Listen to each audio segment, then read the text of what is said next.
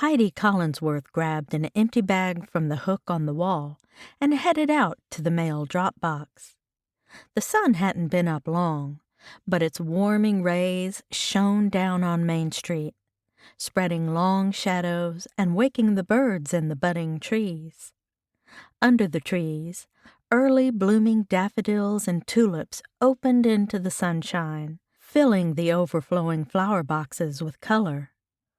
Windows in the second stories of the timeless brick buildings winked and sparked in the morning light.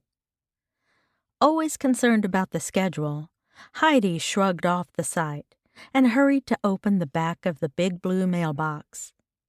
She tugged out the bag of mail and replaced it with the empty one, then locked the box. Hefting the bag of mail up over her shoulder, she headed back inside. Unable to help herself, she had to pause and admire the rays of sunlight stretching through the clouds over the east end of the valley, almost like walkways up into the sky. Spring was in the air, and each day its presence spread like magic through the mellow, age-old mountains surrounding town. Soon enough, it would be summer and hot as blazes, but for now, the scene was idyllic.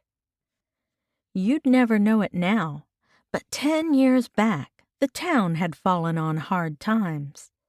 There had been no flowers, no charming shops, no joy at all on Main Street. Most of the buildings had been vacant and derelict with broken windows and dilapidated storefronts. The neighborhoods on the north end of town had been overrun with drug houses and crimes of the desperate. But the citizens of Sugar Mountain had rallied, using only the resources they had at hand, local charm and creativity. They had worked to recreate their little town into a quirky tourist attraction. Luckily, the highway came right up Main Street, so it hadn't been hard to attract folks who were heading up to Boone. First, they'd undertaken a monumental cleanup, mending the sidewalks, painting, restoring and repairing the building. Then they'd planted flowers, lots of flowers. Once the street was beautiful again, the locals opened the shops and art galleries featuring resident artists and boutiques filled with handmade items. Utilizing local resourcefulness, the pretty street now flourished with ice cream shops, salons, cafes, and street musicians. Back in the post office, Heidi dumped the bag of letters and packages into the sorting bin. A large cardboard tube clunked onto the pile, the kind used for artwork and such.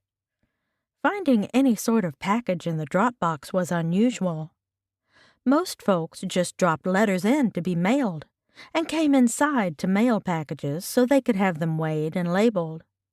Heidi shrugged. More and more folks had meters at home to print their own labels nowadays. She reached for the package, then froze. Was that blood? She stared at the parcel for a long moment in disbelief, then hurried back to the counter to tug on latex gloves. Carefully, she lifted out the tube. Turning it to inspect the smudges, her lips pressed into a thin line. It certainly looked like blood. There was one almost complete handprint, along with several other smudges of reddish-brown on the tube. She checked the address. The mayor's office? Why was the mayor getting drawings or paintings or some such at his office? Normally, he only received letters and maybe the occasional registered manila envelope. In her 15 years as postmaster, she hadn't seen a tube like this come through, unless a city building project was underway. She turned the package over to check the return address, an engineering firm in Charlotte. Her brow crinkled in thought.